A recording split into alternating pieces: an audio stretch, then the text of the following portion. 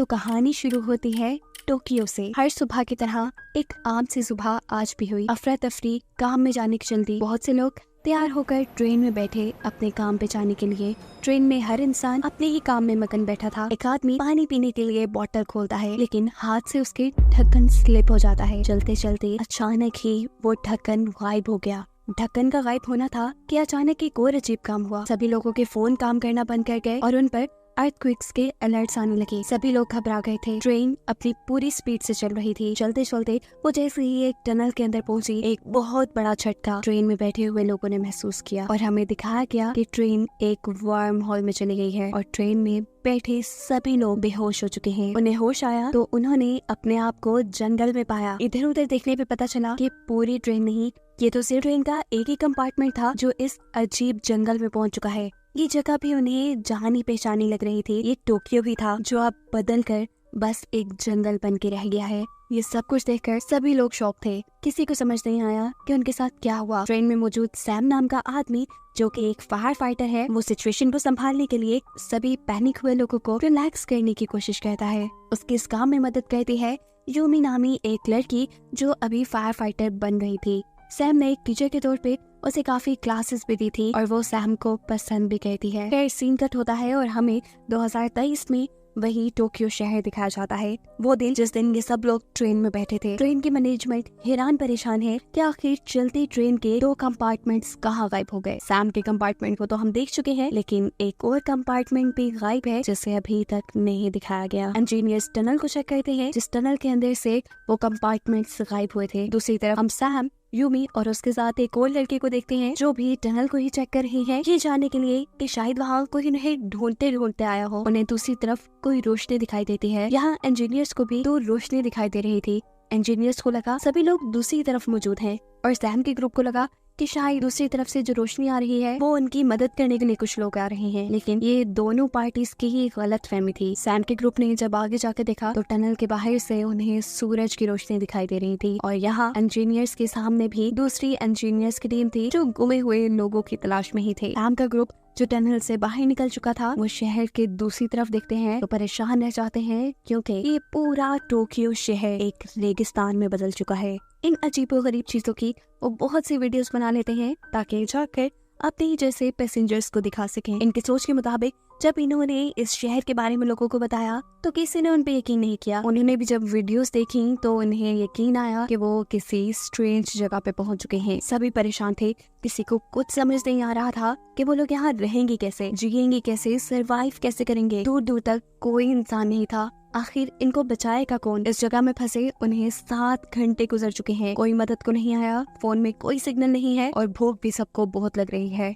जिनके पास भी कुछ थोड़े से स्नैक्स थे, ये लोग एक दूसरे से शेयर करते हैं और अपना पेट भरते हैं। इसी ट्रेन में रेनी नाम की सेल्फिश लड़की, उसे कुछ ज्यादा ही शायद भूख लगी थी, वो सबके बैग्स में खाने पीने की चीजें तलाश करना शुरू करती है। खाने का तो कुछ नहीं मिलता, लेकिन एक आदमी के बैग में उसे एक गवर्नमेंट लेटर मिल जाता है जिसमें साफ लिखा था कि वो एक क्रिमिनल है।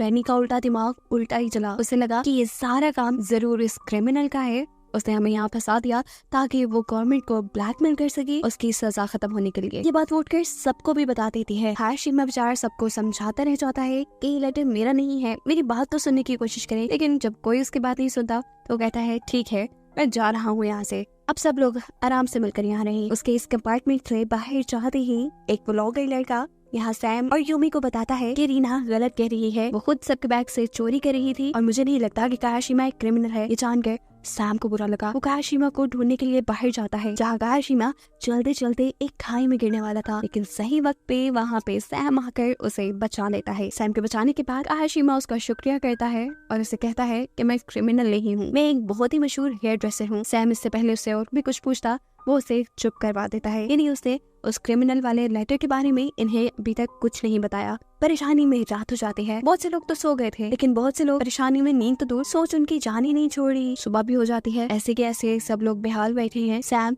सबकी थोड़ी थोड़ी मदद करने की कोशिश करता है और उसके इस एटीट्यूड से कायाशिमा गुस्सा आ जाता है कि फजूल में एक इंसान इतना अच्छा कैसे हो सकता है। वो उससे पूछता है कि आखिर तुम सबकी इतनी मदद क्यों कर रहे हो, तुम्हारा मसला क्या है? सैम बताता है मसला नहीं है, बस मेरे दिल में एक गिल्ट है जिसे शायद मैं खत्म करने के लिए सब करता हूँ। मेरे बहुत ही अच्छे दोस्त की टांगे असल में मेरी वजह से टूट गई थी और उस चीज का रिग्रेट खत्म करने के लिए मैंने उसी दिन अपने आप से वादा कर लिया कि जब जब जिसको भी मेरी जरूरत पड़ेगी मैं मदद करूंगा। सैम के पास की कहानी सुनकर कायाशीमा को भी अपना भाई याद आ जाता है। जब वो दोनों भाई छोटे थे कितने प्यार से रहते थे, ये चाहे गरीब थे लेकिन कायाशीमा जान छिड़कता था अपने भाई पे। अपने भाई को एक अच्छी लाइफ देने के लिए उसने बहुत मेहनत की, एक मशहूर हेयर ड्रेसर बना। उसने अपने भाई की सारी ख्वाहिशें पूरी कर दी, लेकिन एक जगह वो मार खा गया। बहुत सा काम करने की वजह से उसे अपने भाई पे ध्यान रखने का टाइम ही नहीं मिला। तब वो एक क्रिमिनल बन गया। कायाशीमा को ये नहीं पता चला असल में जो क्रिमिनल लेटर कायाशीमा के पास था वो उसके भाई का ही था। कुछ दिन बाद उसे बेल होने वाली थी और वो उसी को लेने के लिए ट्रेन से जा रहा था। अब सारे पैसेंजर्स ट्रेन से निकल चुके हैं। उन्हें पता है कि उन्हें कुछ खाना है, इंतजाम तो करना पड़ेगा। जंगल में कुछ खाने पीने की चीजें ढूंढने के चक्कर में वो काफी आगे निकल गए और उन्हें दिखाई दिया एक टावर। इसे देखकर ये सब शॉक इसलिए हो गए हैं कि ये टावर कंप्लीट होने वाला था 2026 में। जिस टाइम से लोग आए थे वो टाइम था 2023 का। इस टावर के बारे में सबने ही बहुत कुछ सुन रखा था, लेकिन इसको देखने के बावजूद भी ये लोग इस चीज को समझ नहीं पाए कि ये लोग फ्यूचर में आ चुके हैं। फ्यूचर में कितना दूर ये भी नहीं मालूम। इसी ट्रेन में एक बायोलॉजिस्ट भी था जिसे यही जंगल के अंदर एक ऐसा पौधा मिला जो 2023 से तकरीबन 30 साल बाद उगने वाला था। इन्होंने अंदाजा लगाया कि ये लोग कम से कम 40 साल अपने वक्त से आगे आ गए और ये चीज इन्हें परेशान कर देती है। आने वाले सालों में क्या दुनिया इतने बुरे हाल में आ जाएगी, इन लोगों ने सोचा तक नहीं था। सीन कट होकर 2023 का वक्त दिखाया जाता है जहाँ से ये कंपार्टमेंट यहाँ तक पहुँचा था। बहुत ढूंढने के बाद भी उन साइंटिस्ट को वो कंपार्टमेंट नहीं मिला, तो मजबूरन अब ऑफिशियली उन्हें ये खबर अनाउंस करनी पड़ती है कि चलती ट्रेन के 2 कंपार्टमेंट्स गायब हो चुके हैं, जिसके अंदर तकरीबन 100 से ज्यादा लोग थे, वो भी गायब है। कुछ अता पता नहीं चला। सीन्स दोबारा फ्यूचर में शिफ्ट होते हैं जहाँ लोग पागल हो रही हैं क्योंकि पानी पीने तक के लिए नहीं है उनके पास। इस वक्त सैम जुगाड़ करता है और एक बड़ी सी पॉलीथीन को उठाकर इस कंपार्टमेंट की छत पे बिछा देता है कि चलो और कुछ नहीं 2-4 कतरे भूल के ही जमा हो जाए। लेकिन प्लान उनका ये भी फेल हो गया। सुबह हो गई, अगला दिन आ गया। बायोलॉजिस्ट इस एरिया की छानबीन करने के लिए जाता है और उसे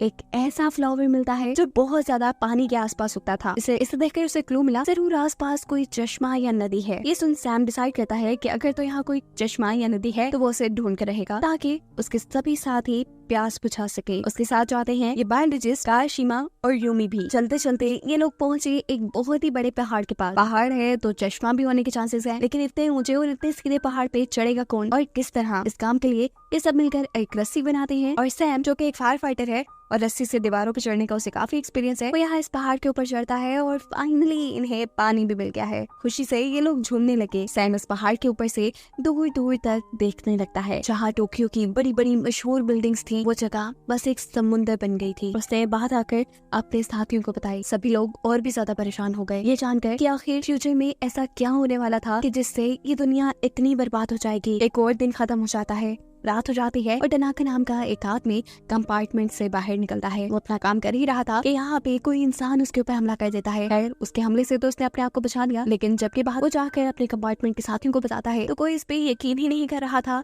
कि उसने यहाँ किसी इंसान को देखा, क्योंकि इतने दिन से वो लगातार यहाँ छानबीन कर रहे थे। उन्हें तो यहाँ कोई इंसान नहीं मिला था। खैर देखते ही देखते आज बारिश शुरू हो जाती है और बारिश से इन लोगों को सुकून मिलता है। एक तो पीने के लिए पानी, नहाने के लिए पानी और फाइनली कुछ तो अच्छा हुआ था इनके साथ। बायोलॉजिस्ट बेचारा अपने ही काम पे लगा था। यहाँ वो कुछ ऐसा सामान ढूंढना चाह रहा था जिससे इंसान खा पी के अपना गुजारा कर सके। उसके इस काम में बाकी लोग भी उसकी मदद करने का डिसाइड करते हैं। यहाँ हम देखते हैं कि रीना और यूमी जब दोनों बेरीज ढूंढने का ही काम कर रही थी तो गलती से यूमी कुछ ऐसी बेरीज खा लेती है जो कि पॉइजनस थी, यानी जहरीली थी। इंसानों ने खाते तो मर जाते। उसकी तबीयत को खराब देखकर सैम बहुत ज्यादा परेशान हो जाता है और यहाँ हमें फील हुआ कि सैम भी उसे पसंद करता है। खैर सभी लोग उसे लेकर कंपार्टमेंट में चले जाते हैं। जैसे तैसे करके ये लोग उसका थोड़ा बहुत इलाज करते हैं और यहाँ सब उसका ऐसे ख्याल रखते हैं जैसे सभी उसकी फैमिली हो। ये लोग साथ रहते रहते एक फैमिली जैसे ही हो गए थे। यूमी की ऐसी हालत देखकर सभी ट्रेन के लोगों को रियलाइज हो गया था कि अगर ये ऐसे के ऐसे ही बैठे रहे और इन्होंने एफर्ट्स न की, मेहनत न की, तो वो दिन दूर नहीं जिस दिन ये भूख प्यास से मर जाएंगे। इन्हें जिंदा रहना है तो कुछ तो करना पड़ेगा।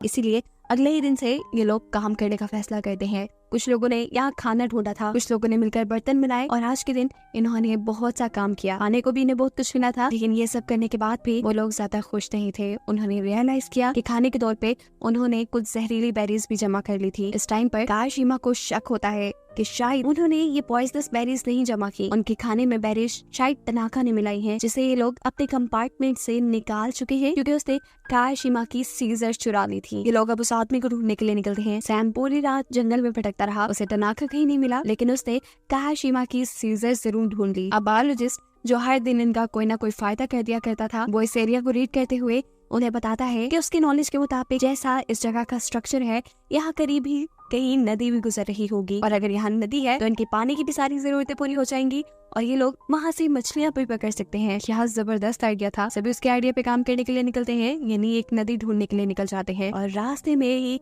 कोई बायोलॉजिस्ट पर हमला कर देता है। फौरन ही उसे वापस कंपार्टमेंट में लेके आ जाता है। उसका ये लोग इलाज करते हैं, लेकिन वो बहुत दर्द में है। सभी लोगों को ये भी बात मालूम हो गई है कि तनाका झूठ नहीं बोल रहा था, बाकी इस शहर में उनके अलावा इंसान थे। इसके ऊपर हमला होने के फौरन बाद उनके कंपार्टमेंट में तनाका भी आ जाता है। ये उन सबसे कहता है कि अगर वो लोग उसे उनके साथ इस कंपार्टमेंट में रहने की इजाजत दे तो वो उनकी बहुत काम आ सकता है। वो एक सिक्योरिटी कंपनी में काम करता है, उसे ट्रैप्स बनाने का बहुत एक्सपीरियंस है और वो इन लोगों के लिए ट्रैप्स बनाएगा जिससे ये लोग यहाँ पे सिक्योर रह सकेंगे। उसके बाद सब लोग मान लेते हैं। खैर आज सब लोग अपने रूटीन के काम कर रहे थे, ऐसे जैसे उन्होंने इस जिंदगी को एक्सेप्ट कर लिया है। काशिमा यहाँ पे रीना के बाल कट करता है, जो करके उसे बहुत मजा आया। लोग जंगल में गए, उन्होंने खाना ढूंढा, खाना खाया, एक नॉर्मल दिन गुजारा। अगला दिन हो जाता है। यूमी और सैम को उनके कंपार्टमेंट के पास एक बच्चा दिखाई देता है। बच्चा उन्हें देखते ही भागने लगा। ये दोनों उस बच्चे का पीछा करते हैं। बच्चे ने भागते भागते इनका बस एक ही फायदा किया कि इन्हें नदी तक पहुंचा दिया। नदी को पार करके ये बच्चा आगे की तरफ भाग जाता है और इन दोनों को ये कह के गया था कि मेरा इंतजार करना। इन दोनों को ही ढूंढते हुए काशिमा भी यहाँ आ गया। रात हो गई, बच्चा तो वापस ही नहीं आया। इन्होंने जब आगे जाके देखा तो यहाँ फाइनली उन्हें एक दूसरा कंपार्टमेंट भी मिल गया, जिसके बारे में हम पहले से जानते हैं कि ट्रेन के 2 कंपार्टमेंट्स गायब है, एक सैम का और दूसरा ये। दूसरे कंपार्टमेंट के लोग इनसे काफी ज्यादा आगे थे, उन्होंने रहने सहने का अपना बहुत सारा इंतजाम कर लिया था। इनको यहाँ पे मिलता है यूमोटो, जो इन सब का लीडर था। सैम यूमोटो को बताता है कि उनके एक आदमी ने उनके बायोलॉजिस्ट पर हमला किया है। यूमोटो इस चीज के लिए उससे माफी मांगता है। बहस का वक्त नहीं था, ये लोग यहाँ पर एक दूसरे से इम्पोर्टेंट इंफॉर्मेशन शेयर करते हैं, जैसा कि सैम और को यहाँ पे एक नदी मिली थी, खाने पीने के लिए कुछ चीजें मिली थी। ये सारी बातें सैम उनको बता देता है और यूमोटो यहाँ उन्हें बताता है कि जब वो लोग यहाँ आए तो इन्हें एक शिप मिली थी। हाँ, उस शिप के अंदर एक डायरी थी और एक रेडियो। रेडियोस की फ्रीक्वेंसी मैच करते करते उन्हें एक दिन कनाडा से कुछ सिग्नल्स मिले, जिससे इन्हें पता चला कि ये लोग 60 साल आगे आ गए हैं, यानी फ्यूचर में। और साथ उसे ये बात भी मालूम हुई थी कि ये दुनिया तो 2026 में ही तबाह हो गई, क्योंकि 2023 और 24 में बहुत से लोगों ने अपने अपने सैटेलाइट्स को स्पेस पे भेज दिया था ताकि वो स्पेस के बारे में बहुत सी मालूमात हासिल कर सके। और यही चीज इस दुनिया को तबाह कर गई। उन्हीं सैटेलाइट में से एक सैटेलाइट एक एस्ट्रॉइड से टकराई और वो एस्ट्रॉइड उस सैटेलाइट की वजह से फिर जमीन से टकरा गया और ऐसे ये जमीन तबाह हो गई और उसी तबाही में सारे इंसान भी मारे गए। सैम उससे पूछता है कि तुम्हारा वो रेडियो कहाँ है? जवाब में यूमोटो कहता है रेडियो तो मेरे पास ही है, लेकिन उस दिन के बाद उसके ऊपर कोई सिग्नल नहीं मिले। ये सारी इन्फॉर्मेशन सैम जाकर अपने बाकी साथियों को बताता है। टेंशन तो उसे खूब हो चुकी थी कि आखिर वो यहाँ से निकलेंगे कैसे। इस हकीकत को सुनने के बाद कि वो 60 साल फ्यूचर में पहुंच चुके हैं, सब लोग परेशान तो हुए थे, लेकिन इस वक्त पे सबको एक और सोच भी आई कि शायद उन्हें गॉड ने एक मौका दिया है कि ये लोग पास्ट में जाकर सब कुछ ठीक कर दें, इस तबाही को होने से रोके। और ये सोच उन्हें हौसला देती है कि ये पहले से भी ज्यादा मेहनत करे, कोई रास्ता निकाले जिससे ये पास्ट में जाकर उस तबाही को होने से रोक पाए। यहाँ बैठा हर इंसान अपना अपना दिमाग चलाता है, खूब सोचते हैं, लेकिन कोई रास्ता नहीं मिलता। भूख तो इन्हें शदीद लगी थी। ये लोग अब अपनी ढूंढी हुई नदी के पास जाते हैं, वहाँ से पानी पीते हैं, नहाते हैं और बहुत सारी मछलियाँ जमा करके लाते हैं खाने के लिए। दिन ऐसे ही गुजरता है। ये लोग अपने लिए बाथरूम बना लेते हैं, बाथटब्स बना लेते हैं और खाना जमा करने में लग जाते हैं। आज खाना जमा करते हुए बायोलॉजिस्ट को एक चमकता हुआ ग्रीन पत्थर मिला था यहाँ से, जो पत्थर वो सबको दिखाता है और तनाका भी ये देख चुका था। बायोलॉजिस्ट का ख्याल था कि ये चमकते हुए पत्थर अपने अंदर एनर्जी रखते हैं, वो ना हो वो इसकी मदद से वापस जा सकते थे। तनाका ये सारी बात जाकर यूमोटो को बता देता है, यानी दूसरे ग्रुप के लीडर को, यानी वो एक गद्दार है। वो इनकी सारी बातें जाकर उनको बताता है। यूमोटो उसके काम के बदले में उसे कुछ खाने पीने का सामान देता है। यहाँ सैम के ग्रुप के पास यूमी और रीना, जो एक ही एज के थे, वो आपस में तकरीबन दोस्त बन चुके थे, लेकिन पता नहीं क्या हुआ, उनके दरमियान में लड़ाई हुई। रीना को इतना गुस्सा आया कि वो धक्का देकर यूमी को एक गड्ढे में गिरा देती है। गड्ढे में गिरने वाली चोट तो एक तरफ, यूमी को यहाँ डर ये देख के लगा कि इस गड्ढे में पहले से ही एक लाश थी, ये दोनों ही डर जाते हैं। अपनी सेफ्टी के लिए ये लोग कंपार्टमेंट की तरफ भागते हैं, लेकिन दूसरे कंपार्टमेंट के लड़के यहाँ उनका रास्ता रोक लेते हैं। रीना यूमी को खतरे में उनके साथ ही छोड़कर अपनी जान बचाकर किसी तरह कंपार्टमेंट में आ जाती है। अपने साथ होने वाली हर चीज की खबर वो यहाँ सैम को देती है और सैम बिना कुछ सोचे समझे यूमी को बचाने के लिए निकल जाता है। उसके पीछे एक कार शीमा भी आ चुका था, लेकिन जब ये दोनों वहाँ पहुंचे जहाँ पहले यूमी और दूसरे कंपार्टमेंट के लोग थे, तो इस टाइम तक दोनों यहाँ से गायब हो चुके थे। यूमी उनसे बचने के लिए भागते भागते एक शिप में छुप गई थी। अब सैम ये अंदाजा तो नहीं लगा पाता कि यूमी अपने बचाव के लिए कहीं छुप गई होगी, लेकिन हाँ उसे लगता है कि जरूर दूसरे ग्रुप के लोगों ने उसे किडनैप कर लिया है या नुकसान पहुंचा दिया है। बिना सोचे समझे वो दूसरे ग्रुप पर हमला करने के लिए निकल जाता है। इससे पहले कि ये लोग यहाँ पे हमला करते या किसी को नुकसान पहुंचाते, युमोटो उससे सारा माजरा पूछता है। सैम उन्हें बताता है कि उनके साथियों ने उनके ग्रुप की एक लड़की के साथ बदतमीजी की है। ये जानकर वो अपने ग्रुप के लोगों की तरफ से माफी मांगता है और उसे कहता है कि यूमी जहाँ भी होगी वो सेफली उसे ढूंढकर उन तक पहुँचाएंगे।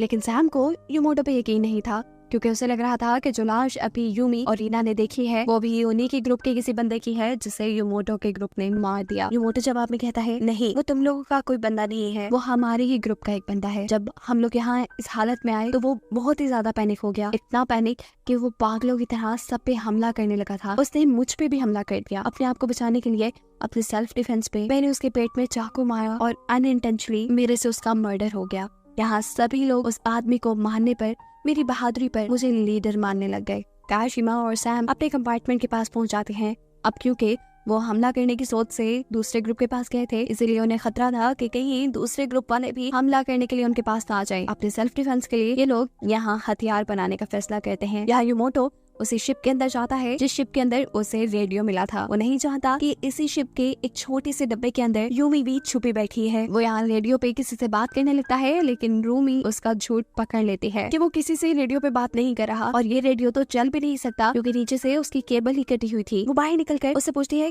कि तुम ये झूठा ड्रामा क्यों कर रही हो, आखिर तुम्हें क्या मिलता है इससे। अब सच्चाई तो यूमी को पता चल ही गई थी, खुद बताने में क्या हर्ज था। युमोटो बताता है, असल में मैं यहाँ सबका लीडर ही बन के रहना चाहता हूँ, इसीलिए तो ऐसे ड्रामे करता हूँ, मुझे नहीं जाना पास्ट में। अरे वहाँ पे तो मेरी किसी को कदर भी नहीं है, यहाँ सब लोग मुझे लीडर के रूप में देख रहे हैं, मुझे इज्जत दे रही है, मैं इसी में खुश हूँ। लेकिन यूमी से कहती है, तुम कहो ना कहो मैं बाहर जाकर तुम्हारी सच्चाई सबको बताने वाली हूँ। अब अपनी पोल खुलते देखकर युमोटो डर जाता है और इस सब के चक्कर में वो यूमी को ही बांध के यहाँ कैद कर जाता है। सीन कट होता है और हम सैम और उनके साथियों को देखते हैं। इन्होंने बहुत से वेपन्स बना लिए हैं जिससे ये लोग एक छोटी सी जंग लड़ेंगे, क्योंकि वादे के मुताबिक युमोटो ने अभी तक यूमी को उनके ग्रुप को वापस नहीं किया, ना ही वो ढूंढ के लेकर आए, इसलिए ये सब लोग अगली सुबह उन लोगों पर हमला कर देंगे। यहाँ एक औरत उसे कहती है, हमला करना बिल्कुल ठीक है, मैं ग्रुप के फैसले के साथ हूँ, लेकिन फिर भी अकल से काम लो, दूसरा ग्रुप हमसे ज्यादा स्ट्रॉन्ग है, हो ना हो वो हम पे हमला करके हमारी ये गैरेज बर्बाद कर देगा और रहने का ये जो छोटा सा ठिकाना हमारे पास है ये भी हमारे हाथ से चला जाएगा। इससे बेहतर कि हमें जंग से पहले अपने रहने के लिए कोई दूसरा ठिकाना ढूंढ लेना चाहिए जिसके बारे में दूसरे ग्रुप को कुछ ना पता हो। ग्रुप के लोगों को उसकी बात पसंद आती है और सुबह होते ही ये औरत बायोलॉजिस्ट के साथ मिलकर अपने लिए एक सेफ ठिकाना ढूंढने के लिए निकल जाती है। अभी तो इनका जंग में जाने का कोई मूड नहीं था, लेकिन अगले दिन वो देखते हैं कि दूसरे ग्रुप के लोग उनके ग्रुप के ऊपर हमला कर चुके थे। तैयारी तो इनकी भी पूरी थी, ये लोग अपने सेल्फ डिफेंस पे लड़ने लग जाते हैं और लड़ाई बहुत ही ज्यादा बढ़ जाती है। युमोटो ये लड़ाई देखकर पागल हो चुका था। ये लोग अगर आपस में एक दूसरे को मारते थे तो उसे लीडर कौन मानता। वो जोर जोर से चिल्लाकर इस लड़ाई को बंद करवाने की कोशिश करता है, लेकिन जुनून में आए ये लोग लड़ने से बाज आने वाले नहीं थे। कभी सैम की टीम उनके ऊपर भारी पड़ती है तो कभी दूसरा ग्रुप सैम की टीम को हराने वाला था। इससे पहले कि इस लड़ाई में बहुत से लोग मर जाते, यूमी यहाँ एंट्री करती है, जिसने अपने आप को उस शिप में से आजाद करवा लिया था। वो यहाँ आकर सबको युमोटो की यानी इस लीडर की सच्चाई बता देती है कि उसने अभी तक जो कुछ भी इन सबको बताया वो झूठ था। उसके पास कोई रेडियो नहीं है, उसे कोई सिग्नल नहीं मिले। अब तो डिफेंस में युमोटो कहता है, मैंने ये सब इसलिए किया कि सबके अंदर वापस जाने की होप जिंदा रहे, कोई भी दिल ना हार बैठे, और अगर इस वक्त पर कोई हिम्मत छोड़ देता, कोई हार मान लेता तो वो सुसाइड भी कर सकता था। सैम को भी उसकी ये बात पसंद आई थी, लेकिन अब युमोटो ने फैसला कर लिया था कि वो लीडर नहीं रहेगा। वो यहाँ पर एक डायरी छोड़कर चला जाता है। इस डायरी के अंदर ही वो सारी बातें लिखी थी जो पहले युमोटो ने इन्हें बताई थी कि उसे रेडियो से पता चली, जैसा कि ये लोग इस टाइम 2060 में हैं, 2026 में दुनिया बर्बाद हो गई, वो किस वजह से हुई, कैसे हुई, ये सभी चीजें इस डायरी में लिखी थी। ये डायरी उसे उस शिप से ही मिली थी। बायोलॉजिस्ट और वो औरत जो अपने रहने के लिए एक दूसरा ठिकाना ढूंढने के लिए गए थे, उन्हें यहाँ एक ऐसा टॉवल मिलता है जिसके अंदर बहुत से ग्रीन चमकते हुए पत्थर हैं। जबकि ये सीन कट होता है और हमें 2023 का टाइम दिखाया जाता है। एक साइंटिस्ट जो ट्रेन के डब्बों के गायब होने की मिस्ट्री ढूंढ रहा है, वो इस टाइम भी टनल को स्टडी कर रहा था। टनल की फुटेज को गौर से देखने पे उसे पता चला कि जिस टाइम ट्रेन के अंदर से वो डब्बे गायब हुए, उस टाइम टनल के अंदर एक वर्म होल बन चुका था, जो कि सुपरनोवा नामी एक्सप्लोजन की वजह से हुआ था। इस फिनोमिना के मुताबिक ऐसे बड़े बड़े एक्सप्लोजन तब होते हैं जब एक प्लैनेट बहुत ज्यादा बूढ़ा हो जाए, तब उसके कोर में से कुछ ऐसी पावर्स निकलती हैं जिससे बहुत बड़े एक्सप्लोजन होते हैं। और इसी एक्सप्लोजन की वजह से वहाँ एक वर्म होल बना, जिससे 2023 और 2060 की टाइमलाइन जोड़ दी। यानी वो साइंटिस्ट तो ये मिस्ट्री सॉल्व कर चुका था, पर सैम और का ये मिस्ट्री सॉल्व करना अभी बाकी था। ये लोग भी ज्यादा वक्त नहीं लगाते, वो डायरी जो इनके हाथ लगी थी उसको स्टडी करने पे इन्हें भी सुपरनोवा एक्सप्लोजन के बारे में पता चल जाता है। यहाँ पे बैठा हुआ एक साइंस टीचर सभी लोगों को सुपरनोवा एक्सप्लोजन के बारे में बताता है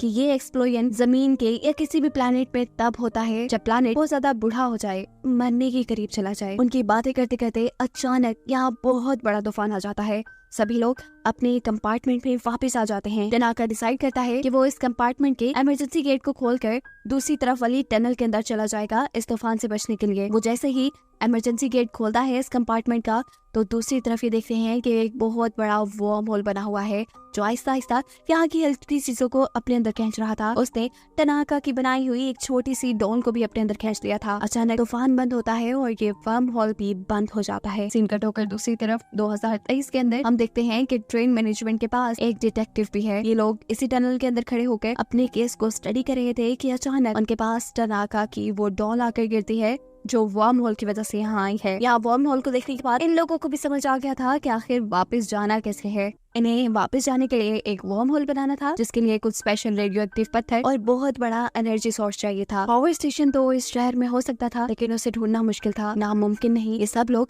मिलकर काम करते हैं, एक पावर स्टेशन ढूंढ लेते हैं जो कि जमीन के अंदर ऐसा दबा हुआ था जैसे कभी उसे इस्तेमाल ही ना किया गया हो। उस पावर स्टेशन को निकालने के बाद ये लोग उन ग्रीन पत्थरों का इस्तेमाल करते हैं और यहाँ उनके मेहनत से बनाए सेटअप की वजह से अचानक बहुत बड़ा तूफान आता है और वर्म होल भी वहाँ बन जाता है। सभी लोग इस वर्म होल को देखकर बहुत खुश थे। जिस इंसान ने वापस आना था वो इस कंपार्टमेंट के अंदर आना शुरू हो जाता है। ये लोग टनाका को भी अंदर आने को कहते हैं, लेकिन टनाका इस टाइम से वापस जाना नहीं चाहता था। वो इनसे कहता है नहीं, बस मैं यहाँ खुश हूँ। इन सबको वो आखिरी बार बाय करके उनकी ट्रेन का दरवाजा बंद कर देता है। ट्रेन में एक बहुत बड़ा झटका आता है और ट्रेन पहुंच जाती है वापस इनकी टाइमलाइन में। पहले की तरह ही ये बेहोश हो गए थे और जब इन्हें होश आया तो कोई जोर जोर से उनकी कैरेज को खटखटा रहा था। बाहर आने पे पता चला कि ये लोग तो 2023 के बजाय 2026 में आ गए और ये वही साल है जिस साल ये दुनिया तबाह हो जाएगी। दुनिया को बचाने के लिए उनके पास टाइम बहुत कम रह गया था। हर इंसान यहाँ पे मौजूद लोगों को समझाने लगता है कि दुनिया तबाह होने वाली है,